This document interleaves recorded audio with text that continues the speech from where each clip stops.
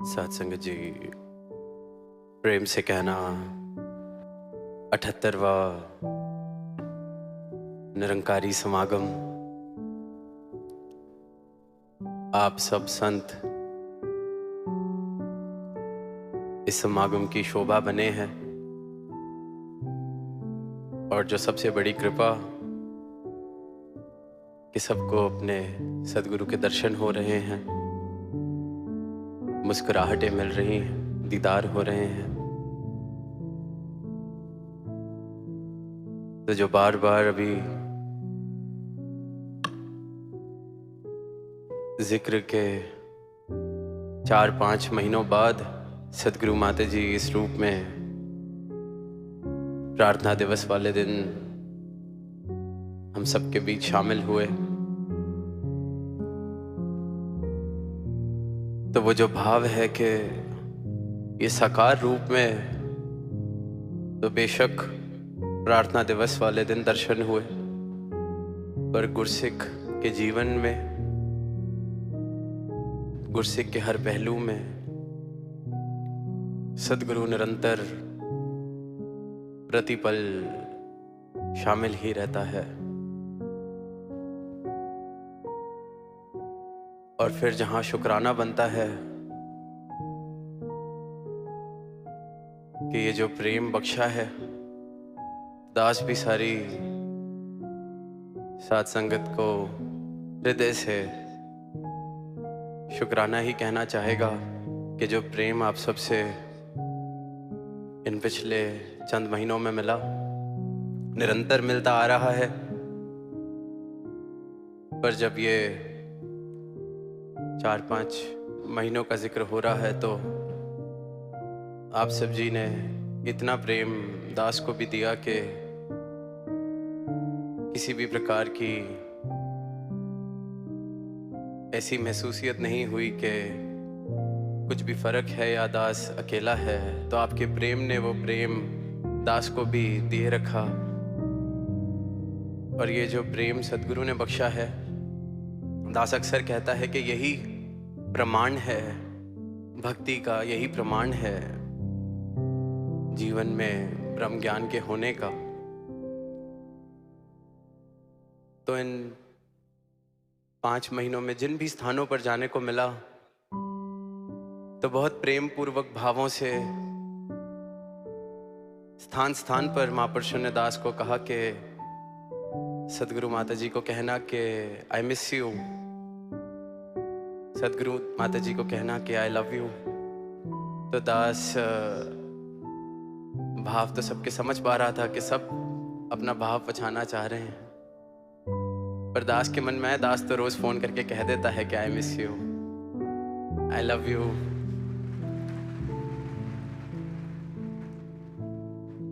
और जब भी किसी महापुरुष ने ये कहना, तो दास को यही लगता था कि चलो अपने साथ वाले के मैसेज के साथ आपका मैसेज भी दास दे देगा। और फिर जब भी कहीं से रवानगी होनी, तो प्रेम भाव से, भोले भाव से महापुरुषों ने कहना कि अगली बार सदगुरु माता जी को साथ लाना, अगली बार सदगुरु माता जी को साथ लाना। तो दास आज के दिन का ही इंतजार कर रहा था इस बात का जवाब देने के लिए, क्योंकि सबने कहा तो अब सबको उस मोमेंट में तो जवाब नहीं दिया गया।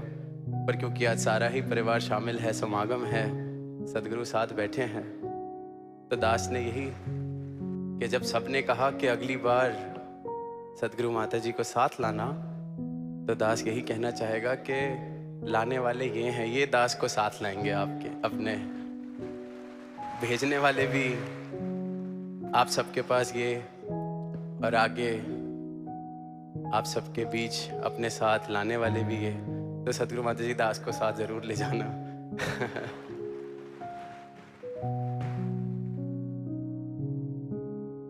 तो ये जो प्रेम है, ये जो मौके हैं, ये जो पल हैं, इनकी कीमत नहीं डाली जा सकती। एक एक पल इतना कीमती, जीवन इतना कीमती। और निरंतर ये जो बात हो रही है आत्मा मंथन की, बात हो रही है भक्ति वाले भावों की, बात हो रही है इस अविनाशी सत्ता को प्राप्त करने की, बात हो रही है परोपकारों की, बात हो रही है नर सेवा नारायण पूजा वाले भावों की। तो संत युगों युगों से यही संदेश दे रहे हैं कि ये समा जो है बहुत कीमती है, एक एक पल बहुत कीमती है, और समय रहते जिसने इसकी कदर डाल ली, समय रहते इस धरा पर आने का मकसद पूरा कर लिया, तो वो जीवन मुबारक हो जाते हैं, वो जीवन फिर अमर हो जाते हैं, क्योंकि इस अमर अविनाशी से नाता जोड़ लेते हैं अपना समय रहते रहते। अक्सर बात की जाती है जब भी धर्म या धार्मिक भावनाओं की बात होती है कि कुछ किसी के हिसाब से धार्मिक होना, कोई विधियां करना है, किसी के मुताबिक धार्मिक होना किसी प्रकार के कपड़े पहनना है, किसी के मुताबिक धार्मिक होना कोई ग्रंथ वेद शास्त्र पढ़ना है, किसी के मुताबिक धर्म की परिभाषा ये, किसी के मुताबिक धर्म की परिभाषा वो। जैसे जैसे स्थान स्थान पर जाते हैं, संस्कृतियां देखते हैं, कल्चर्स देखते हैं, रिलीजन्स ऑफ द वर्ल्ड देखते हैं, सबके अपने अपने भाव हैं, और फिर सब कह ये देते हैं कि मंजिल तो एक ही है, जाना तो एक ही जगह है, हम ऐसे जा रहे हैं, आप वैसे जा रहे हैं। पर आत्मा मंथन करने वाली बात यह है,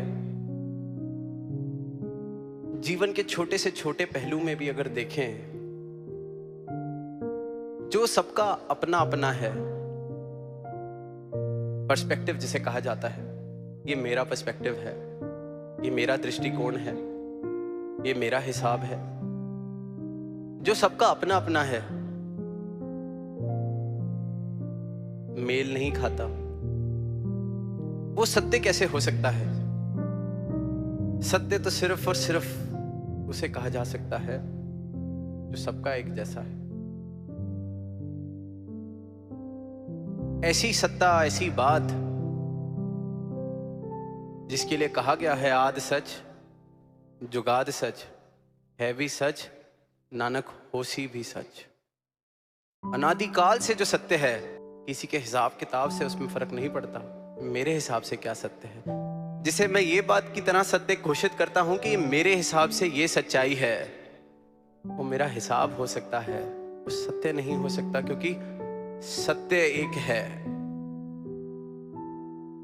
अक्सर पढ़ने को मिलता है, देखने को मिलता है कि दो लोग जब बात करते हैं और किसी तीसरे से पूछो कि सच क्या है, तो वो कहता है 3 सत्य हैं, एक इसका सत्य, एक उसका सत्य, और जो एक सच में बात हुई जो सत्य है।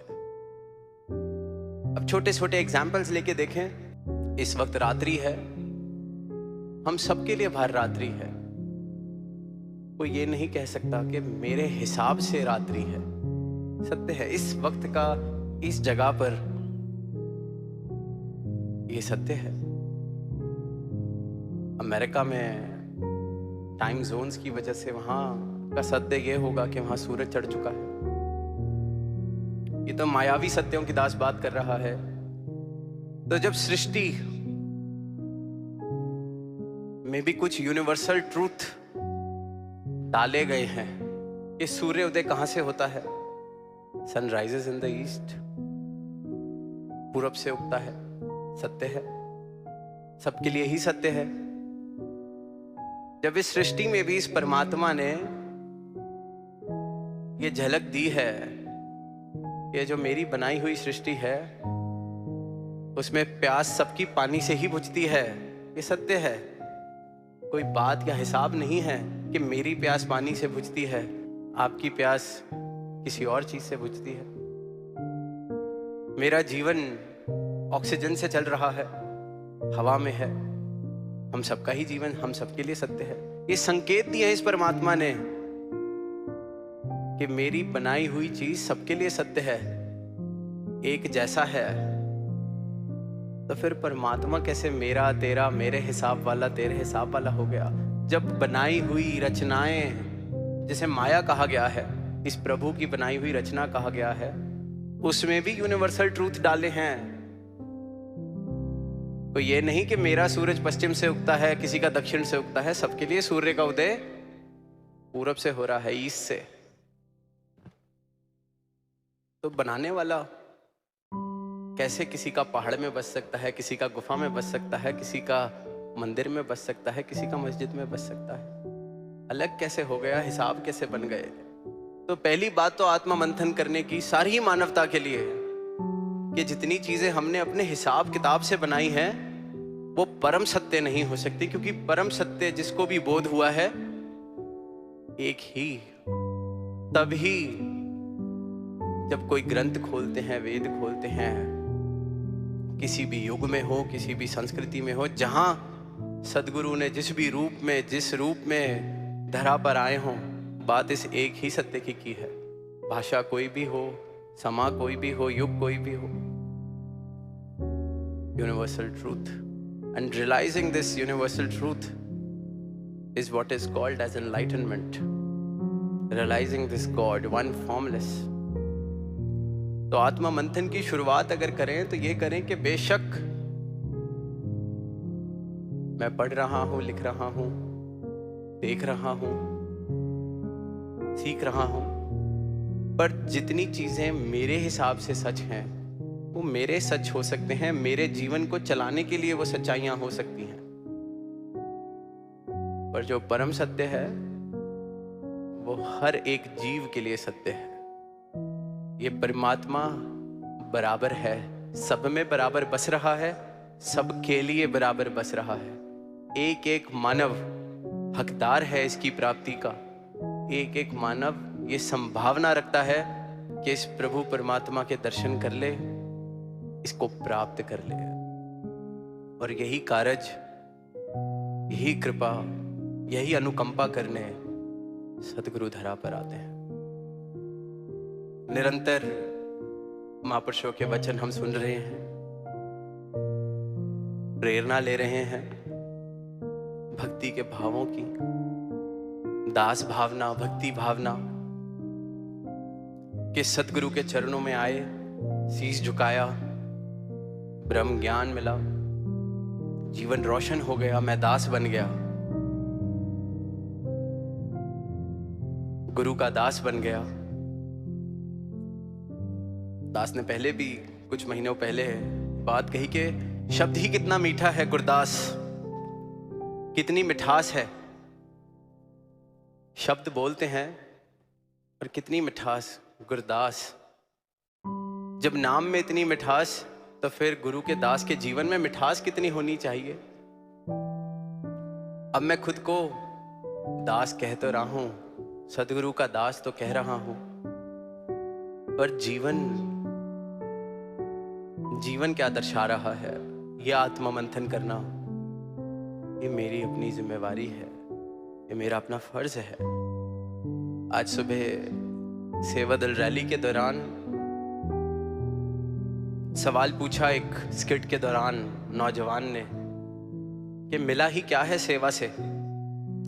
तो दास के मन में यही भाव आया कि सदगुरु शुक्र है आपका कि आपने इन सवालों को बाहर आने की इजाजत दी, प्रेरणा दी, क्योंकि जो हिचकिचाहट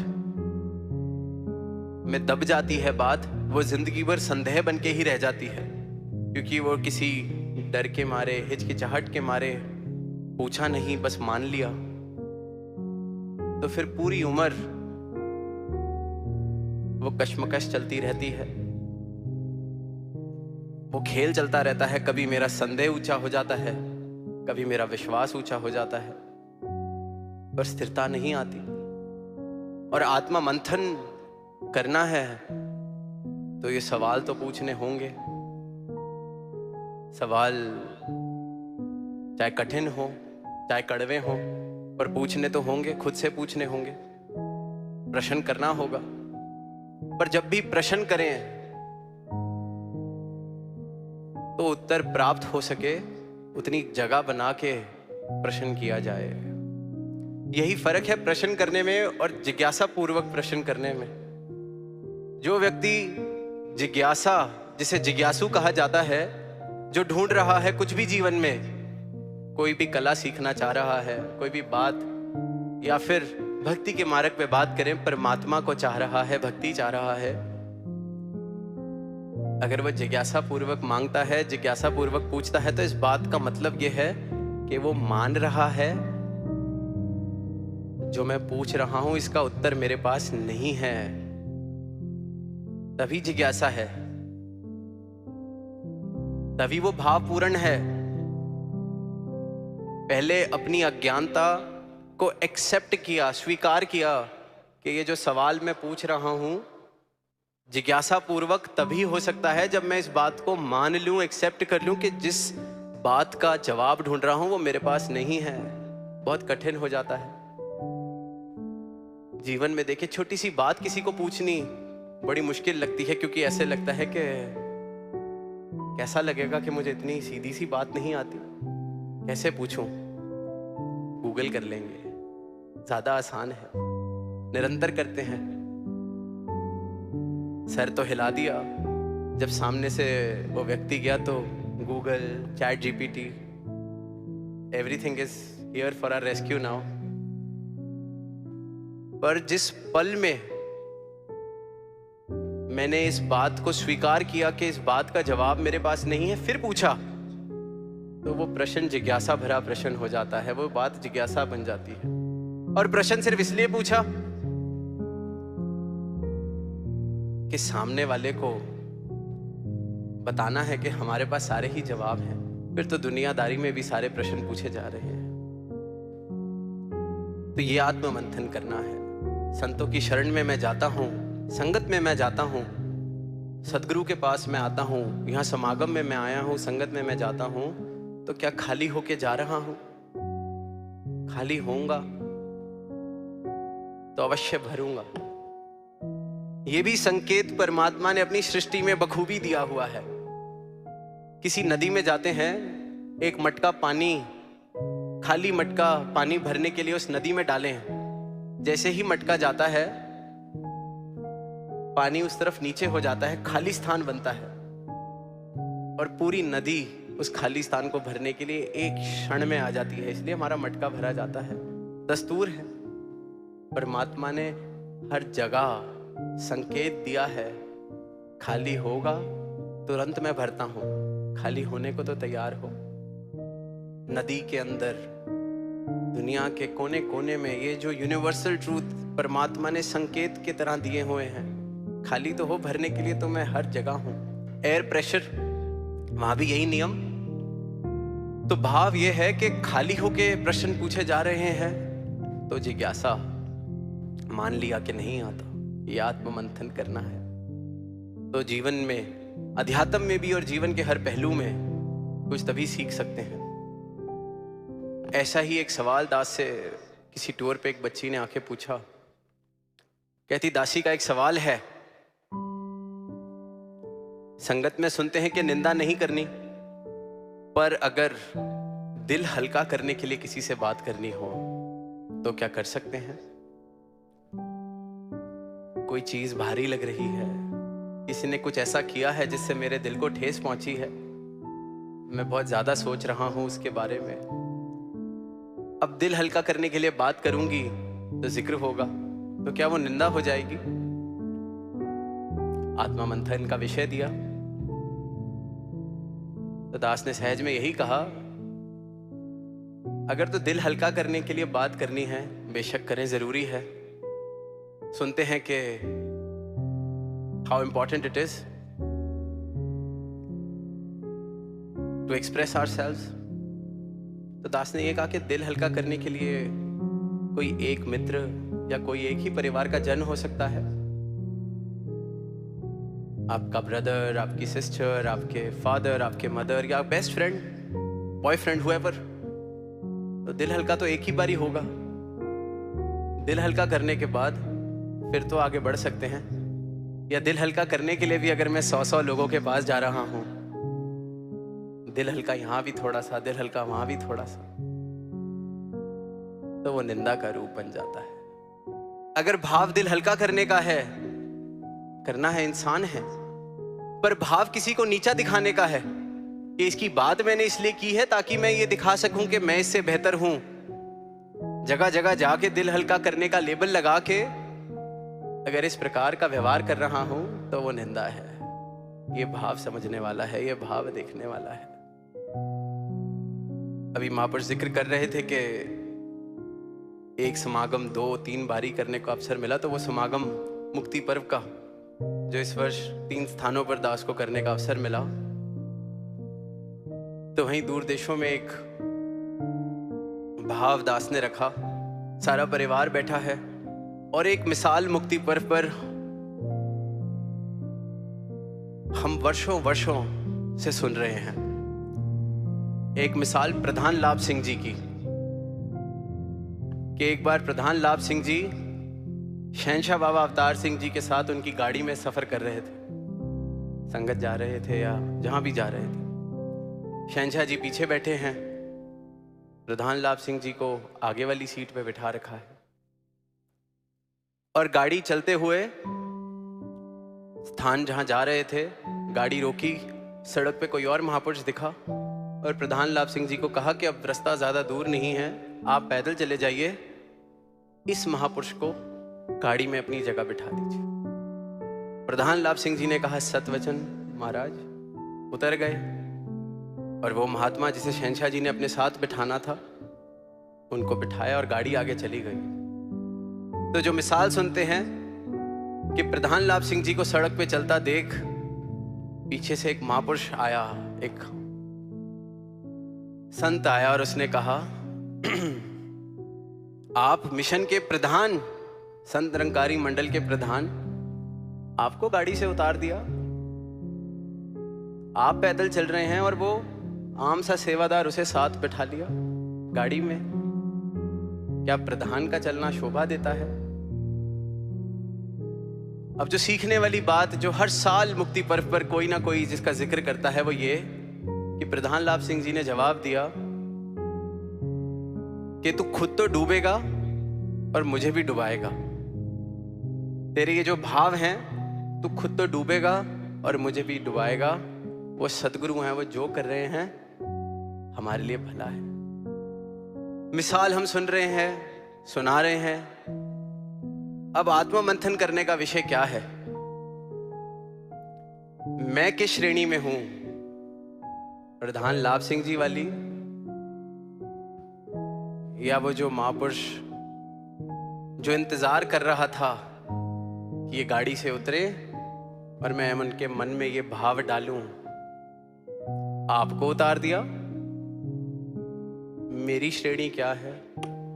जब मेरे पास आके कोई मुझे ये कहता है, आपको पीछे बिठा दिया। अंथक सेवादार हैं आप, भक्त हैं आप, आपको पीछे बिठा दिया। मेरी अवस्था क्या है उस वक्त? क्या ये चेतनता, क्या ये भाव आता है कि महापुरुषों आप खुद तो डूबोगे, मुझे भी डुबाओगे? या मैं भी कह देता हूं, बात तो ठीक है, बात तो बिल्कुल ठीक है। आज संगत में वो एग्जाम्पल दिया कि थड़ा बना दो, थड़ा तोड़ दो, तो गाड़ी हटाने को ही जरा कह दिया।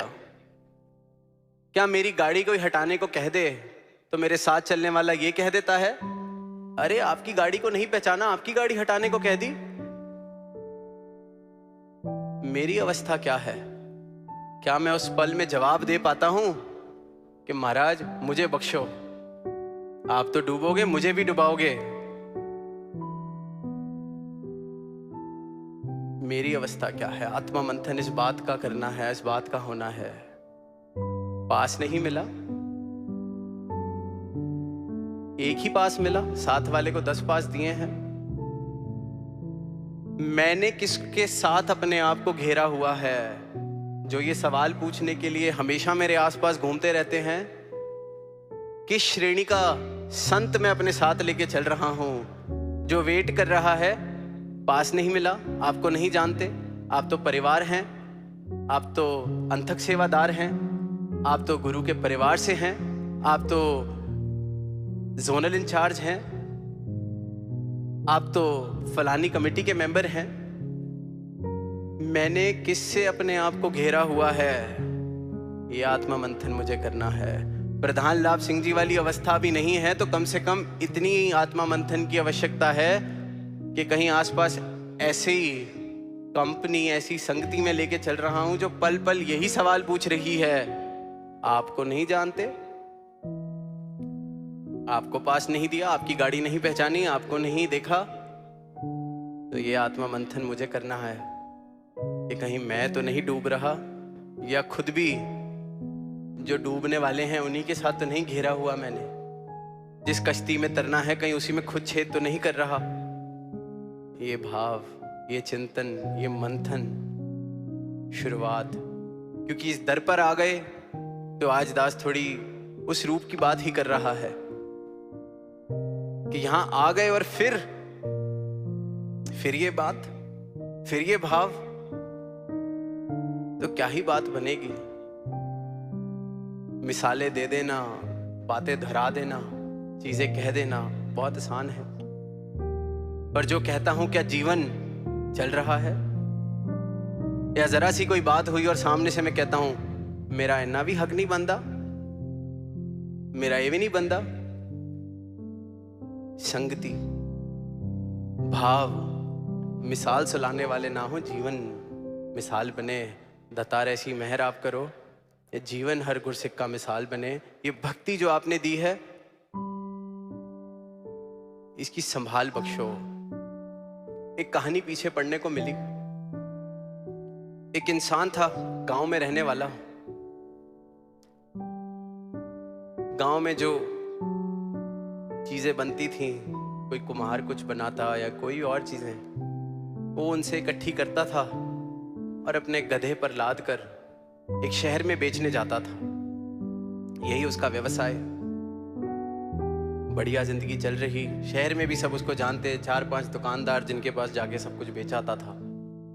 अब एक दिन ऐसे ही शहर में गया तो सामने से एक आदमी चलता हुआ आ रहा और उसने देखा कि आज इसके गधे के गले में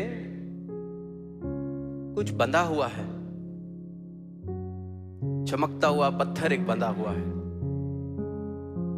गधे के गले में कुछ अनोखा सा चमकता हुआ बांध के घूम रहा है। अब जिस इंसान ने देखा, उसकी नजर परखने वाली थी, उसने देख लिया कि ये हीरा है जो उसने गधे के गले में बांधा हुआ है। जाता है उससे सहज में ही पूछता है कि गधे के गले में क्या बांधा है अपने? कहता है पता नहीं, आज शहर की तरफ आ रहा था, रास्ते में कुछ पड़ा हुआ दिखा, चमक रहा था, पसंद आ गया तो मैंने इसके गले में बांध दिया। कहता अच्छा, चल ये मुझे दे दे,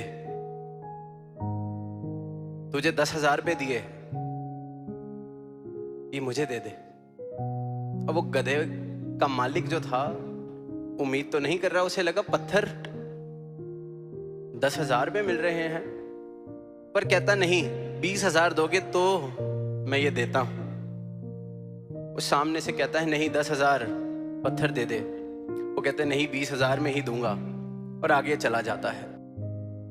अब जो हीरा पहचानने वाला था वो जानता था कि कीमत लाखों की है, शायद करोड़ों की कीमत है।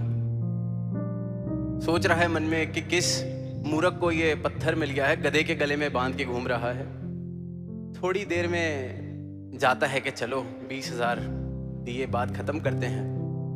पहुंचता है उसके पास और देखता है गधे के गले में वो पत्थर नहीं है। पूछता है उससे, अरे वो पत्थर कहाँ गया? ले 20,000 देता हूं। गधे का मालिक कहता है वो तो मैंने बेच दिया पिछली दुकान पर, पूरे 50,000 में बेचा है। वो जो हीरे को परखने वाला था कहता, गधे मूर्ख, लाखों करोड़ों की चीज तूने 50,000 में बेच दी, अकल नहीं है तुझे?